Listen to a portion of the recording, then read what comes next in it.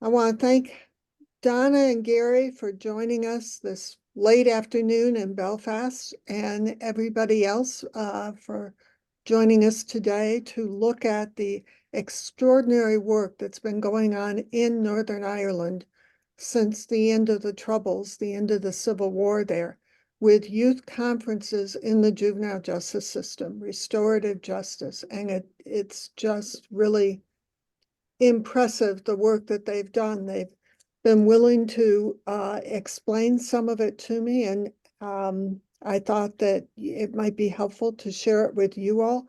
This is recorded, the presentation will be up on our YouTube channel, and I'll send you all that link later. But with that, these are two extraordinary restorative justice practitioners. They have been they were at the beginning in Northern Ireland, putting the when the statute first passed, figuring out how to make it actually operational. They have extraordinary training and background. And I'm going to let them each explain a little bit about their own background and how long they've been a youth conference coordinator. But we have a couple decades of experience here in Northern Ireland with youth conferences in juvenile justice cases, including serious felony cases and serious sexual assault cases. So it's really an extraordinary opportunity. Since we are recording, I'm going to ask everybody to please mute themselves. And then here we go. Donna and Gary, I don't know who wants to start first. Gary, I'm happy to start. I started just a little bit before Gary, probably about 6 months or something, wasn't it, Gary? About 6 months. But anyway, hello everyone, and I suppose welcome to this link in sunny Northern Ireland today. I actually live in the countryside out in County Down, so it's very nice. I'm so sorry, my dog just seems to be going mad at the wrong time. Perla, I do apologize. Just bear with me. Maybe Gary, you want to go first till I sort my dog out there. Apologize. There's a sentence you don't hear very often. Gary, if you could sort of introduce yourself and tell a little bit about the start of these conferences in Northern Ireland and the training that you all went through, that would be helpful. Thank you. Good afternoon or good morning to all of you. My name is Gary Halliday. I am a youth conference coordinator, which means I'm a restorative practitioner and facilitator here in Northern Ireland. I've been doing this for approximately, well, I think it's 18, 19 years. 2006, I believe. My background is initially in sales, and then I have my primary degree is in youth work. Gary, you're actually sort of fading in and out, your voice. I took these out of work.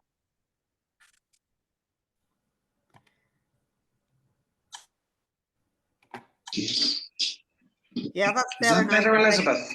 Yeah, that's it working. Is that better? Yeah. Right, I'll get rid of those. The AirPods don't really work for this. Okay.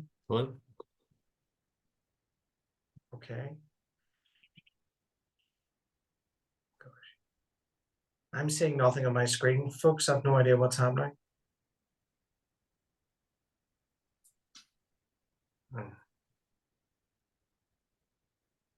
Go ahead, Gary.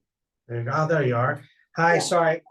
Yes, as I've said before, doing this job in 18, 19 years now, my history is one of being a career youth worker. I'm working mostly all of my working life with young people on the margins of society who are struggling either to have their voices heard, to find their place, or to keep themselves out of prison. It was seen laterally in the last 17, 18 years.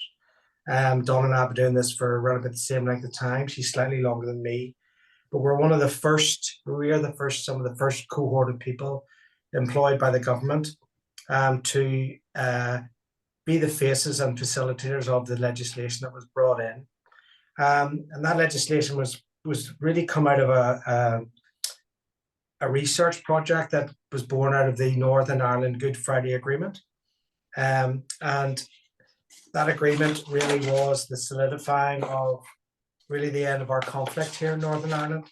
And there was a referendum held, I think it was 1999.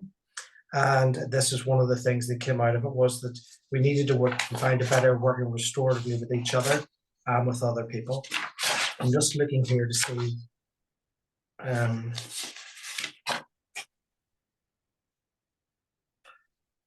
it was really decided at that stage that we would encapsulate this in our legislation and law.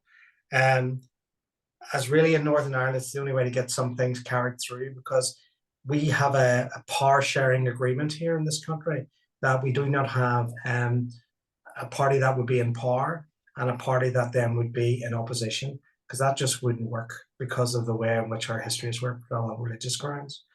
And so it was decided to enshrine this within legislation. It's within our Justice Act 2002, and it's a subsection 57 of the Justice Act. If any of you are studious enough to go and find that and have a look at that, it sets out the principles of practice for youth conferencing. It sets out the role of the youth conference coordinator. My role and Donna's role is the only role that is set out legislatively. The boundaries of my role, the authority of my role, and the responsibilities of what I do are very specifically laid down in law within the Act. It also sets out what we think we should be doing, and we call that the balanced approach, which is about finding a balance between the needs of the person who's caused harm with the needs of the person who's had the harm caused to them. And that we should find a way through for both of those people, not just for one of them. And we should always seek to include both of them at all times. And for example, I am legislatively required that if you, Elizabeth, were the victim of a crime and that person who caused you harm comes to me, I am legally required to try and find you and to at least have a conversation with you about whether or not you want to become involved in the restorative process. And so I suppose for me, we've had 20 years nearly of trial and error, of working within a legislative framework that was written before any of us had done any of the work, and therefore didn't understand the practicalities of how to work restoratively within this legislative framework. And it's brought us lots of benefits, but also quite a few challenges. Anything you want to say on that, Donna? No, just a brief background, I suppose, before we get into it. Folks, I started off as a teacher. However, I was a teacher in a very socially deprived area. There was a lot of drugs, a lot of heroin. So I was there for about 13 years, and then I decided to go into voluntary work within the criminal justice system. And when I heard about this youth conference project, I feel I already had been working restoratively, had a great passion about restorative work, and now this was giving me my opportunity to work in it. So I started in youth justice in 2005. So it actually, the offices opened in 2003, December. So it was really going for about a year before we actually started to get into court. We were trained, and I think we're going to talk about that, but we were trained in restorative practice. Later on in my career, I continued that on and achieved a master's in restorative practice, and have been there for 20 years. But maybe at this stage, we'll maybe go through Elizabeth's line of questioning. I suppose we were speaking to Elizabeth, folks, just before this online, and I'm not going to speak on behalf of Gary, but I know I could, in saying that we are very passionate about restorative practice. We're very passionate about restorative justice. And 20 years ago, it was very, very powerful and very strong. And it still remains that way today. However, what we are finding is that because we're so used to it in Northern Ireland, that people here, it's not as powerful, or they don't think of it, as powerful. because it's happening and it's part of our everyday justice system. It's part of our everyday policing into people who maybe are at the beginnings of I've played about a third. and Yeah, be and able I've to been share our work. Donna, you're breaking up a little bit. There must be something about this transatlantic. Sorry. Donna? Okay, the connection is difficult. Gary, while Donna comes back up, could you talk a little bit about the specific training? It was amazing, the Oh, training yes. you all went through in the very beginning to try to develop this. How did you do that? I think for us, the initial training done, if I remember correctly, was nearly 4 or 5 months worth of training. We were all required to undertake a postgraduate diploma in restorative practices and conflict resolution at the University of Ulster, who also provided most of the training. And it was for training in reflective learning and training in dealing with conflict resolution or conflicting situations when you're face to face with others. There was training in empathy, reflective listening, and all of the usual skills that you would expect someone like Donna and I to have. And then there was a lot of practical role-playing sessions in terms of when you're with someone, how do you overcome resistance? How do you engage with them in a meaningful way when they may have a private agenda? And how do you then translate that and persuade them to trust you and embark on this restorative journey together? So all in all, 4 months of that, very, very intensive, 7 hours a day, possibly the biggest single, I think, learning curve I've ever had in my professional career was that initial year. Donna, it was terrifying. And because no one knew what it was at that stage and no one knew how exactly to apply it, most of our experiences come from on-the-job learning, from making every mistake in the book, in every arena, and passing that on to our colleagues. The best learning, I have to say, that I've encountered in the last 18, 19 years has been that from my peers, from my fellow youth conference coordinators. We're a very small band of people here in Northern Ireland, and we share our successes, our failures, our frustrations. We help each other interpret the legislation and the law. We research new ways of working and new ways of engaging with people to share with each other. And that's been very, very, very pivotal in developing the practice that we have. Because really when we started, we had a legislative framework, we had a set of statutes, and we were said, go off into the world now and apply those. And so we learned as we went along. I think, one of my colleagues who had the very first referral in Northern Ireland, Andrew, I think there was 3 of them in the office at the time. The first one that came in, they all pounced on it, thinking it's going to be me. But really, that was a terrifying journey for him of trying to navigate how do you restoratively bring people together in a very difficult and hurtful situation, which is part of it. And the other part is then, how do I then satisfy the statute? How do I satisfy what the law requires? And also then, how do I communicate that effectively back into the court situation so that my process is seen as being the more favorable outcome for a person rather than the court saying, I'm going to do the sentencing myself. And it required a lot of trust from judges, which was not there in the beginning, and from other members of the judiciary, and also those who would work for the prosecution service here in Northern Ireland were also highly skeptical that we would have an effective formula that would bring about change and desistance in someone's life.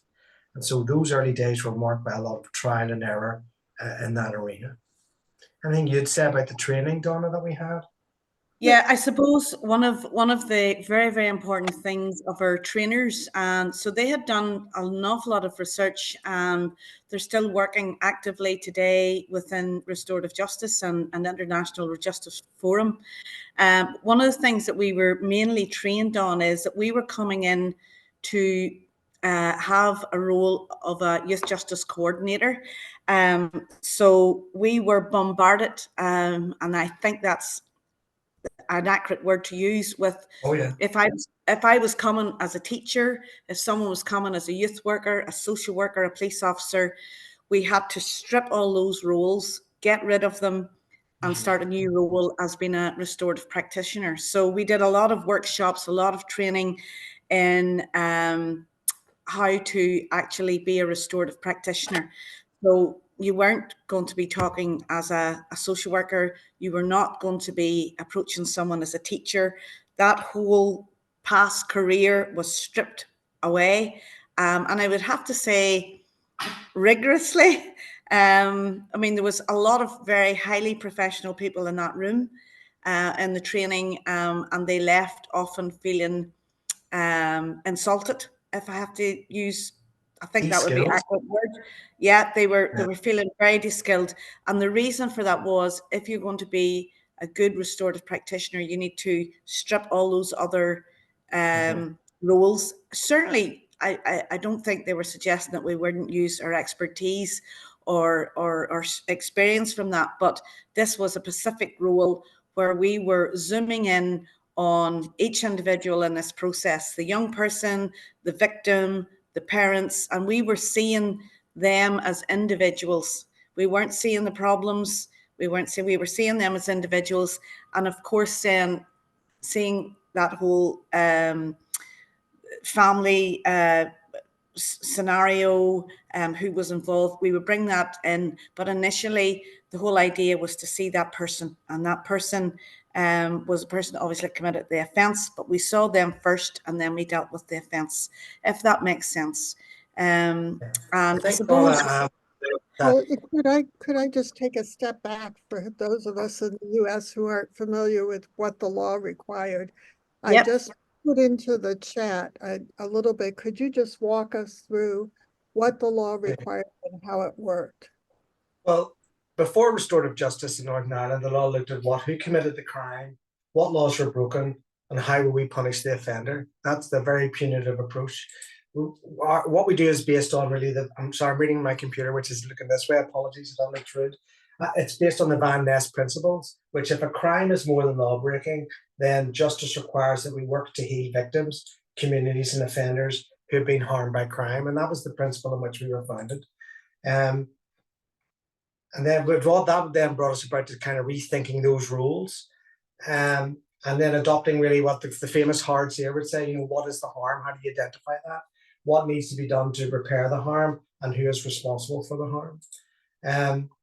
And in terms of what we focus on, instead of focusing on being punitive or being tariff driven, which is one of the big issues for judges, if you steal a car, here's the tariff, and getting away from that mindset has been very difficult.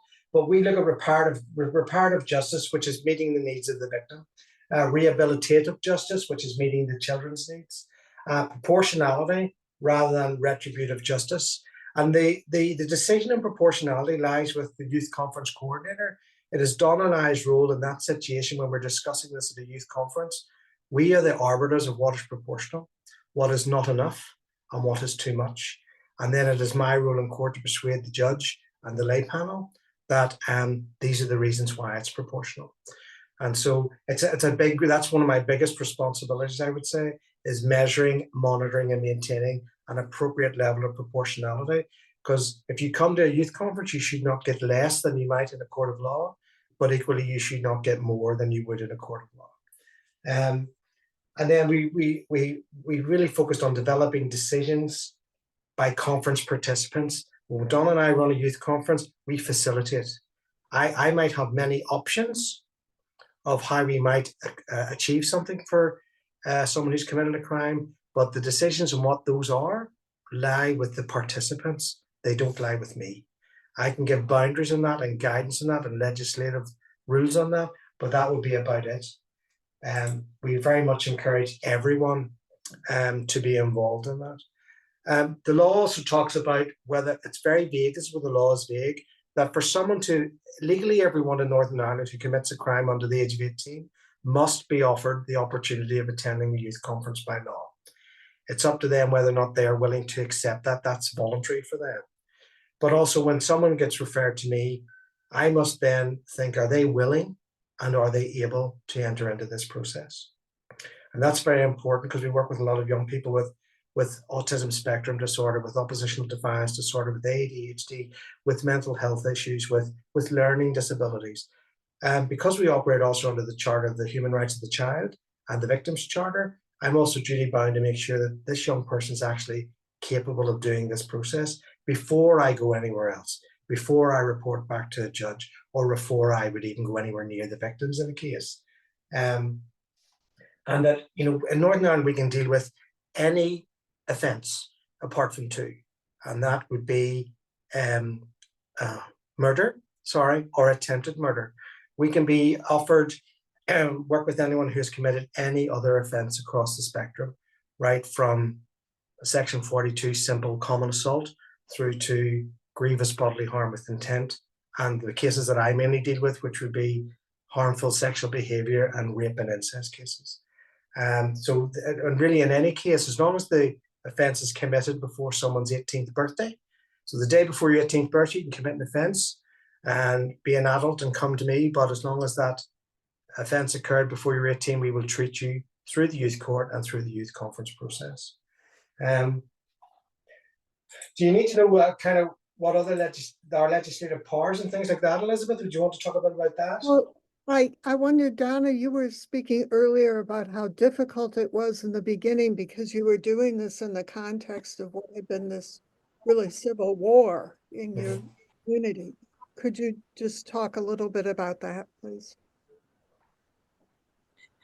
At the very beginning, when we started working within Youth Justice, we very much were still and part of using your words of the Civil War, we call it the conflict here. So there was very much trying to work with politicians from each side of the community. Okay, so we call it orange and green here. So so when you were actually going into areas, and there was offences. Say we were going into a Catholic area, which would be a Republican area, and as part of our youth conference process, by law, which was set out in the Good Friday Agreement, when this was being set up, that we needed a police officer within the conference process. Mm-hmm. So in a conference process, we have an appropriate adult, we have a young person, we need by law to have a police officer, and we need a youth conference coordinator. The victim is voluntary there. So when at the beginning of the conflict, there were a lot of challenges because a lot of people from the Catholic community did not want to be sitting in the room with a police officer because they were seen as working for Your Majesty the Queen at that time. But you know, we worked along with communities, which again is us working as a team, to work along with communities, to work along with police, and that has taken quite a lot of time. All that work's continuing today, but at that time it was very, very powerful. So what we would have done even at that stage was that we would have made videos of people from different community backgrounds, and we would have used those where we couldn't actually get bums on seats. So that definitely was a challenge at that time. It was so new. Gary mentioned that we struggled with judges. I mean, there was one particular judge that would not accept a restorative way of working. I'll not name her name. It was a lady, and she was actually removed from youth court, but it took her a full year because she just would not accept that if you bring a child and a victim together and they try to work things through with other people in the room, that you could come to a solution. She refused to recognise that. Every conference I do, and the most recent one I did was yesterday, I'll start in a conference meeting and say, you're not going to be punished here today, but we are going to hold you accountable. And I think Gary had touched on that as well. Some of the judges had a big problem with that. We are very, very blessed throughout the years that our judges now are very fait with youth justice. So that needed to go alongside all our solicitors and our barristers as well. So it just took a long time. So there were indeed a lot of challenges, and it would have been very easy for many staff to walk away and throw up the head and say, I can't do this. Because each time we went to court, we were challenged, we were questioned. Why are you putting this plan in? So instead of a young person going to custody for something maybe not that serious, we were producing them with a plan of, they're going to write a letter of apology. They have met their victim. They're going to be educated on the seriousness of this offence, how this could have been much worse. So there's a lot of education goes on in youth justice rather than punishment. But I would not definitely say that the kids are not held accountable. A lot of our kids, through the research over the years, have said they would rather go to custody than to apologise. I think, yes, Donna. Oh, sorry. Go on ahead. No, you're finished. We have a lot of solicitors and lawyers here would advise their young client going through the youth conference process because it's easy, because it's easier than the judge sentencing you, and all you have to do is go along and say you're sorry. We do get that quite a bit, don't we, Donna? And actually, a lot of young people realize that this process involves them being taken back to the event that occurred, going through three reasons. Go through, what did you do? Why did you do it? And what do you think about it when you look back on it now? Because some learning should have occurred because there's a period of time has gone by. You should have been self-reflective. And if we can help a young person answer those three questions, what did I do? Why did I do it? What motivated me? And what do I think when I look back now? That's a place when you can involve the victim then. Because then they can come with their, why did you choose? Why did it happen to me? Will it happen again to me? And did you target me? Those are the three main things the victims ask. And those are the challenges within the conference itself. But Donna's right, it's set within the context of a conflicted society where we would, these days we probably would use our own offices more often, but back in the day we would have to choose neutral community venues in order to entice everyone to attend. But then that's further complicated by the fact that the police could only go into certain areas of Belfast and surrounding areas because it just wasn't safe for them to go into other areas. So there was a very complex Rubik's Cube that had to be put together for each individual youth conference for them to be successful as best as we could. And one of the mechanisms in the early days, which was very effective, which was the use of community representatives who would come in to provide continuity for the young person and their family, or for the victim, that they'd find that there would be someone, at least from their community, who would help them feel safe when they were meeting with us. And that worked very well. And we don't really have to use that as often these days, Donna, because we're a much more settled society, and people do understand that the focus now is on what you did, not just from where you came from and what your upbringing has been. And so we've seen a great shift really in the last decade away from the conflicted society that we live in, part of this, to more of a pure conflict resolution solution to something that has hurt another person. And our focus on harm is much greater these days than it used to be. We'd focus more on the harm that a young person would cause.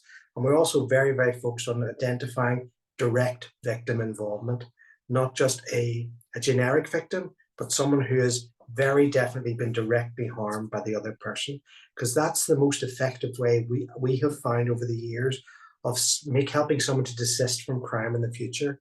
You put them in front of the most effective person for them, which is the person who was most directly hurt. And that's what's most effective. Don and I have young people can have multiple youth conferences. Some of ours have had 10, 13, 14, 15 youth conferences. And you never know which victim you put them in front of is the victim who will have the impact on their life that's necessary. And when a judge would say, why should I give this person another youth conference? They've had 7 or 8.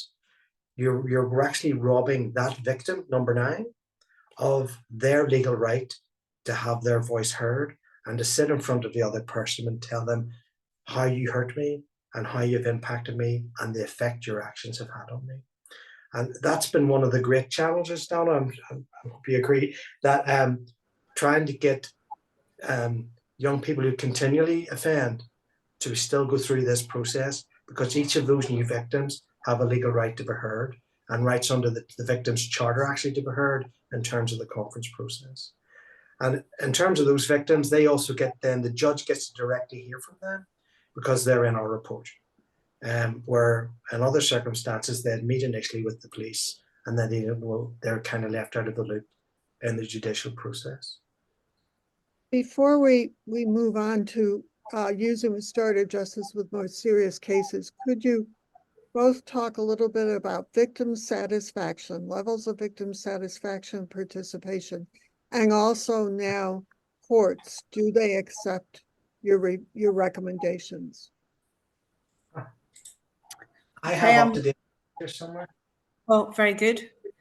No, you go ahead, please. Yeah, well, I think we're very blessed, Elizabeth, here in Northern Ireland, in that compared to other countries, although we are within the law, I think the training that I'll go back to was very important, because if you're going to have a restorative meeting, the best restorative meeting will be where the victim can attend. So our stats are really very, very good here and have always been very good. Gary will have that for you there. What that statistic is? Do you have it, Gary?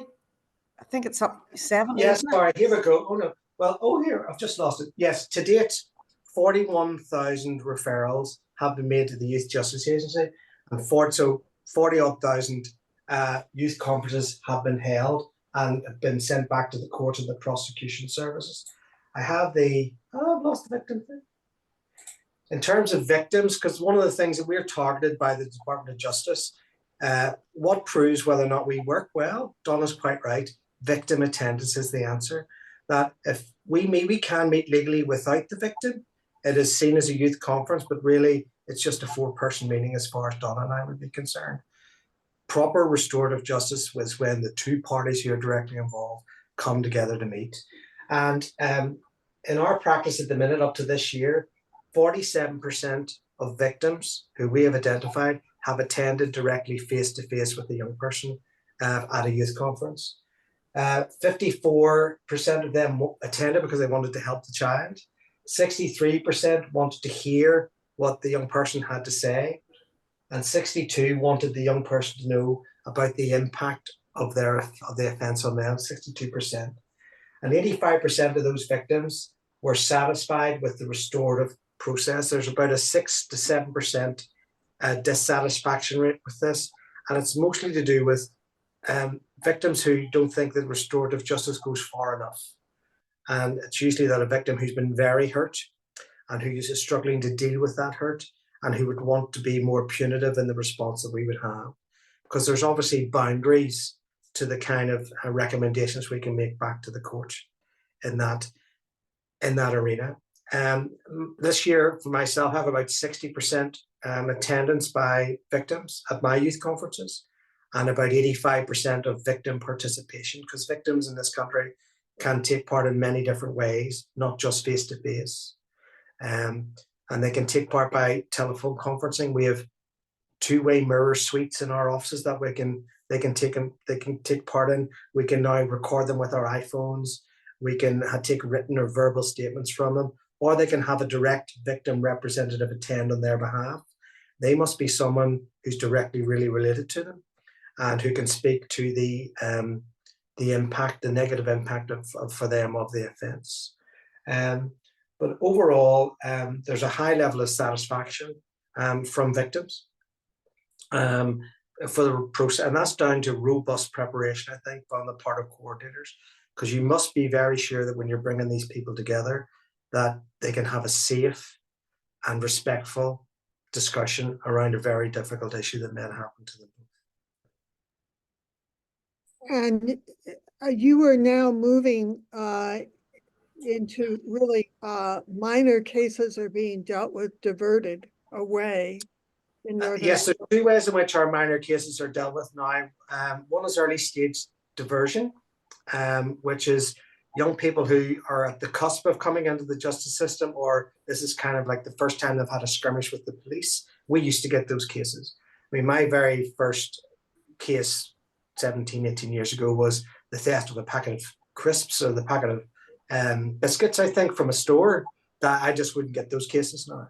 And yes, we have a diversionary process, you're quite right, Elizabeth, where cases where it's maybe your first offence, but it's too serious to be early stage detention, that they would have they would have the youth conference process, but it stops short of going to court. We deal directly with the prosecutor. And those cases are different from court because they wouldn't be seen as a conviction. Because you weren't found guilty or admitted guilt in court, then you wouldn't have a conviction. And as we all know, convictions are disclosable. But the diversionary route, those convictions are not disclosable. Unless they're of a sexual nature, they're always disclosable. However, in both instances, both for diversionary youth conferences and for court-ordered youth conferences, the people will have a criminal record. And because of, in the United Kingdom, because Ian Huntley was a mass murderer who murdered two young schoolgirls in 2012, it used to be that your criminal record was expunged when you reached the age of 18. And that is no longer the case.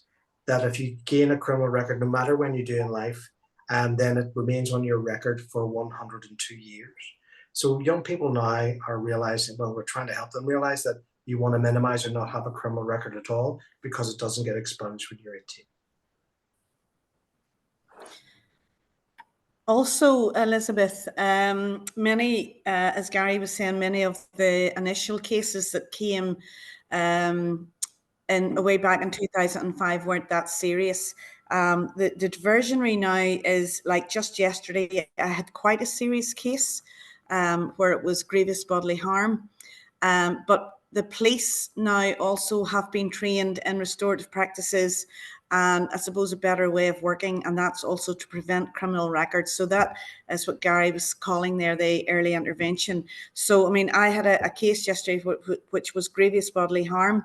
However, it was the young person's first time coming into the youth justice system. He had no previous, so that was the reason that police decided to send to PPS, who then got it diverted out of court to give them that opportunity. If they did offend again and they were coming onto our books, then most likely would probably go through the court system. So there has been many changes for the better. I suppose really it's about building up the general public's confidence in that restorative practice does work. And we are challenged with that often as well. Absolutely. Well, you know, now most people. the extraordinary thing in Northern Ireland is that you are using these restorative conferences in very serious cases, including sexual assault cases. And I wonder if you could speak about that a little bit and how you prepare such careful preparation is necessary for those. That's a 2-hour conversation, Elizabeth. I suppose the legislation, I think, in the beginning gave us the scope to be able to do this kind of work because it's everything except murder and attempted murder. But you're quite right. In a normal case that we would get out of court, you get 4 court weeks to run a restorative process, hold your meeting, make your recommendations, and get it back into court. If I'm dealing with a case of harmful sexual behavior, I will get initially a 3-month period of time for that preparation process. And there's several reasons for that. I'm just going to, and the other reason I should tell you that how we can deal with this is, as I said before, if you remember, that everyone by law must be offered the opportunity of a youth conference, no matter the offence, apart from murder and attempted murder. So that was the opening that we had. And so we developed a way of working that took the process and made it much longer and much more detailed, but also much more offence focused, given that these offences were sexual. And normally when anyone comes to the agency, we would do an assessment on them. And it used to be a risk assessment of the risk of harm to the public. But that's morphed over the last few years, in the last 3 years actually, into an assessment of their needs. That the thinking is that in a child first and child-centered approach, that you should be looking at if you satisfy the needs of a young person, and they shouldn't be needing to commit a crime. But in terms of the sexual matters, we also have a second assessment that we carry out, which is called an AM3 assessment. And an AM3 assessment is a targeted and focused assessment that looks at your sexual harm in future and your likelihood to commit those kind of offences. And so that's a key difference. When I work normally with a young person, it's not offence focused in terms of the assessment. But the harmful sexual behaviour one is entirely focused on sexual harm. The other key factor in which the preparation process differs, that before I'll go anywhere near a victim, it could be months before I would approach a victim, because I must be absolutely certain that this young person will complete the full process. And I also must be certain that this young person understands why they sexually harmed and the depth that they've sexually harmed. And the mechanism that I use for that is Finkelhor's 4 steps to, I think its proper term is Finkelhor's 4 steps to sexual abuse, but we use it as Finkelhor's 4 steps to sexual offending. And that breaks down the act, what you did, so that you can understand that nothing is done accidentally. Because most people say to me, that just happened, or I didn't go out to do that day, that just happened. But that's just not the case. And so we do an initial assessment, and part of that AM3 assessment is also when we complete our information and research gathering stage in someone, and we formulate that through a matrix. That matrix actually would pinpoint us into different areas of therapeutic work that we need to be doing with that person. So it helps us formulate a plan of action to make sure this person desists in future. And it also talks about the level of supervision and the level of management these people will need. So it's not a benign assessment in any sense of form of the word.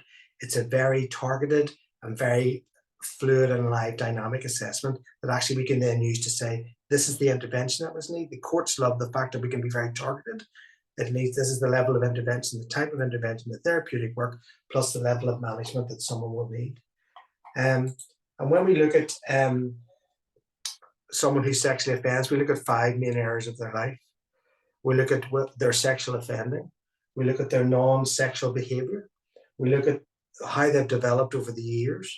We look at what their family and what the environment's been like that they've lived in all these years, and actually what is their ability and what are their resilience and what is their skills in terms of self-regulation. And those are the 5 areas. And when we complete the assessment, it tells you whether or not someone's in a green zone or an amber zone or in a red zone. And so the aim over doing, when you're doing then the therapeutic work that comes afterwards, that all of those areas should then be managed downwards towards all being in the green zone. So it's very good in terms of even when you're trying to evaluate the whether or not you're being effective in the work you're doing with someone, because you can track the change as you go through the therapeutic process. And that's a major difference than in the other work that we do. So we're really looking at someone's motivation to offend. We're looking at the internal barriers to offending and the external barriers that they all overcome in order to commit a sexual offence. And also, how do they overcome the resistance of the victim? How do they put themselves and the victim in a place where they can carry out what it is they want to do? And it addresses the intra-perpetrator and situational aspects of child sexual offending and abuse. And so,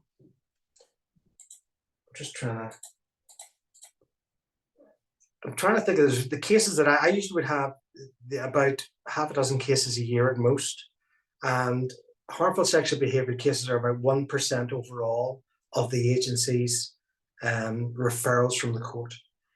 And the reason we get these referrals from court, I was doing some training with the judges a few months ago, and we historically made an agreement with the prosecution service that in order that a sexual offence wouldn't completely ruin someone's life when they're under the age of 18, that if they were to carry out this work with us and do the therapeutic input, then that matter would become diverted away from court and therefore not be a conviction, but it would be on their criminal record for the length of time that it would. And so that helps to motivate a young person to take part in the work that we do. Because if they choose not to come to us, then a judge will then be duty bound to sentence them. And quite a few of these sexual offenders can carry a custodial sentence. And in Northern Ireland, in a youth court setting, custody is the last resort of the court. It's never the first. So a judge will, even in harmful sexual behaviour matters, want to put someone in custody as the last resort. He'll want to explore every other avenue possible for that to happen. And I would do all of that, and that can take me 3 months before I would even begin to think about approaching the victim, which takes up a great deal of time. I'm just trying to see here. I had stuff prepared on.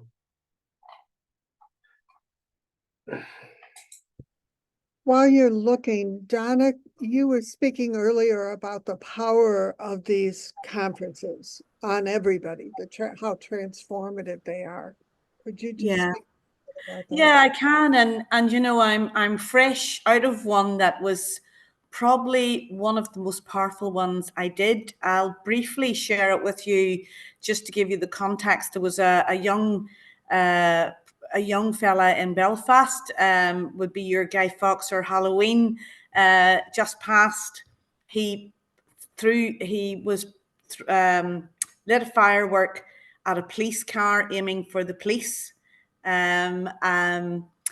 It hit the police car, but it ricocheted off the police car and hit a bus, a lady coming off the bus, and the firework exploded in her face. Now that just happened in October, and I did this conference just this week. The lady is very badly scarred. The conference was very powerful in that the lady is from Africa, South Africa. She's an asylum seeker. She came to Belfast. She's just settling into Belfast. However, the trauma for this lady was that she had to leave her country because she was married to a very influential government member of the government, and it was domestic violence. So every time she went to leave, he was able to track her down, and she would be badly beaten again. So she had to leave her country. She had to leave all of her other family there. She came to Belfast. Unfortunately, like everywhere else, there can be racism among our children. So she was getting a lot of abuse. And just when she had got some accommodation, she thought, this is going to get better for me here in Belfast. And that's when she was hit with the firework. She was hospitalized. She's got a scar on her face. She wasn't allowed to work. And her healthcare wasn't as good because she was an asylum seeker. So she sat in the meeting last week, and the young person and his mummy both came to the meeting. Never really do young people come feeling already, they are very ashamed, but they never really come with a gift for the victim. But this one did. He brought a bouquet of flowers. He bought chocolates. He was a very good kid, first offence. But she needed to say to him why she had been so badly impacted, so badly traumatized. And it was a very powerful meeting, even for me, who's an experienced practitioner, because we were hearing about domestic violence, we were hearing about trauma. And even though this might not have been, you may not think this is so serious, she said to the young person, this has really, really completely destroyed my life, and I'm starting to heal, and I'm starting to get back. We were very lucky that victim, she very quickly said that she was a religious lady and she really wanted to forgive him, and she was torturing herself because she couldn't find the forgiveness because she was so badly hurt. But during this meeting, which was about an hour long, she ended the meeting saying, I truly forgive you from the bottom of my heart. This has been a meeting that I needed. I wish you the best. I don't want you to have a criminal conviction. I went to court with this case on Monday, and it was accepted in court. Now, there's a lot of work to be done, a lot of education to be done, and quite extraordinary, really. And the power in this was that the young person himself was 17 years old. He wanted to make her feel very welcome in Belfast, so he's organised a country trip for her. He wants her daughter to know that he's not a monster, that type. Now, that's quite a unique story, but within that room, the victim said that because of her trauma, she hadn't cried in 2 or 3 years. And, you know, the tears were coming down her face because she met this child. She was able to heal by telling her story, and he was able to be, to listen. And, you know, he was very ashamed. So that was very powerful. I mean, all cases are very powerful in their own way. However, I'm going back to the training. You need to be restoratively minded. It's not, I don't believe everybody can do this job. If you don't believe in the process, if you don't believe in restorative practice, you won't get the same results, and you won't be able to witness that healing. You won't be able to see the power that this practice can do. I agree with Gary, and not every case that it works. You know, there's a lot of children with educational needs that, you know, are not able to go through this process because they can't understand of it. So victims will not receive the same healing. And there are a very small number of kids, in my experience over the years of our RJ practice, is that, you know, they're not sorry and they're not ashamed of what they did because of what has gone on in their own life. So there are a small number of cases that it doesn't work, but certainly from my experience and from the stats, that it is a very, very powerful process. If the preparation is there and everyone is engaging properly, a very, very, very high percentage of the time, it's a successful meeting. Yeah, I suppose it's important to point out that when it doesn't work, we have a mechanism, a breach process to return something back to court or the PPS, and then those matters would be prosecuted in the normal way. That someone who maybe completes part of the process or fails to carry out the fullness of a court order, that they can still be held accountable. All roads can lead to court until you finally finish all of your obligations to the victim and to the Youth Justice Agency. It's important to note that if you do come to us and it doesn't work out, then the judge will deal with you the way that he normally would in other cases. And maybe just to answer Kathleen's question there, Elizabeth, if that's okay. Kathleen has sent a question in about the challenges related to disproportionality between races. So I'm just discovering your questions. Apologies. Kathleen, because we have a balanced approach, we encourage everyone to have that balanced approach. We're not unique here in Northern Ireland in any way. Of course, there are challenges to racism. Are there challenges to disproportionate plans that go into court? Yes, there is. However, because we've been working so long with the courts, and after 20 years, they've got used to youth justice, our barristers, our solicitors as well, are very aware, and that there is a lot of trust around a plan. But yes, there can be, but I have to thankfully say not that often that we're challenged about proportionality. That is something that really should be sorted out within the conference itself. And that's the importance of having everyone there. A judge, I think, Gary, maybe I'm sure you agree. I mean, we're not very often challenged about what goes in a plan. Well, actually, you say that, Donna. I had a case, went back to Dungannon Court, which is one of our country courts, last Tuesday. And whilst the judge said the report was extremely helpful, that very thorough, and the recommendations were very good, he basically decided that he would not accept the report. Really? And Donna's right. I know it can be rare enough for us, but the reason the judge said was that, having read what my report had said about the victim and the impact on the victim and the ongoing impact on the victim, that he felt that he had to consider custody. And whilst the restorative process had gone very well for all concerned, especially the victim, that the judge felt that our recommendations didn't go far enough. And that's because they couldn't go far enough in terms of proportionality. Recommending custody for us in that case was a step too far. But the judge and the lay panel have decided to set my recommendation aside and to look at custody because they feel that it does warrant custody. So that's a judge exercising their absolute power under the legislation to do as they see fit. And quite, Donna, it did take me quite by surprise. I thought I'd done something wrong, but he at least provided me with an explanation as to his rationale as to why he had come to that decision. And we do have to defend our reports in court, especially the harmful sexual behaviour cases. I would be cross-examined quite a bit. I also, when these matters are appealed, I'm then cross-examined in the appeal court. So you do have to defend it. It's not a rubber stamping from a court by any means. A court can accept, reject, vary, or add to any recommendation that Donna or I make to the court. They have that right under the law. And so it's always a bit of a bumpy ride, especially in courts where you don't know the judge or what they might expect of you. I also noticed that someone had asked about recidivism.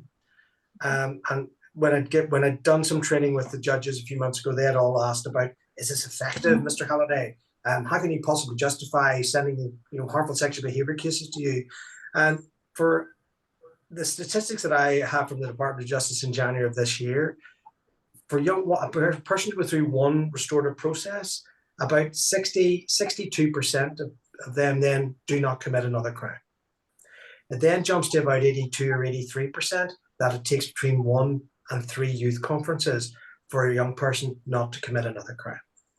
And then it goes from 83% to 92%, where it can take 5 to 10 youth conferences for a young person not to commit another crime.